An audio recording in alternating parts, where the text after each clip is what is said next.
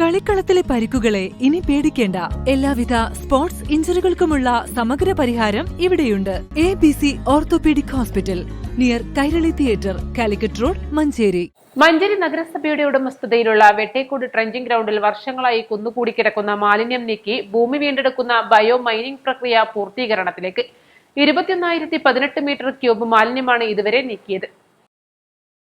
കുമിഞ്ഞുകൂടിയ മാലിന്യങ്ങൾ കോരിയെടുത്ത് വേർതിരിച്ച് ജ്വലനശേഷിയുള്ളവ കോയമ്പത്തൂരിലെ ഡാൽമിയ സിമന്റ് കമ്പനിയിലേക്ക് കയറ്റി അയക്കുകയാണ് ചെയ്യുന്നത്. ഇത്തരത്തിൽ 1,701 മെട്രിക് ടൺ RDF കയറ്റി അയച്ചു. 1,500 മീറ്റർ ക്യൂബ് RDF കൂടി ഉടൻ കയറ്റി അയക്കും. പിന്നാലെ ബയോ മൈനിങ്ങിന്റെ അവസാനഘട്ട പ്രവർത്തനങ്ങളുടെ ഭാഗമായ ബാക്ക് ഫില്ലിംഗ് ആരംഭിക്കും. ഈ മാസം അവസാനത്തോടെ ബാക്ക് ഫില്ലിംഗ് തുടങ്ങാനാണ് ലക്ഷ്യമിട്ടിരിക്കുന്നത്.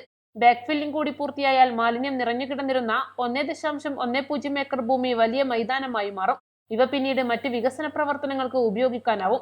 ലോകബാങ്കിന്റെ സാമ്പത്തിക സഹായത്തോടെ കേരള ഖരമാലിന്യ പരിപാലന പദ്ധതിയാണ് ബയോമൈനിംഗ് പ്രവൃത്തി നടത്തുന്നത്.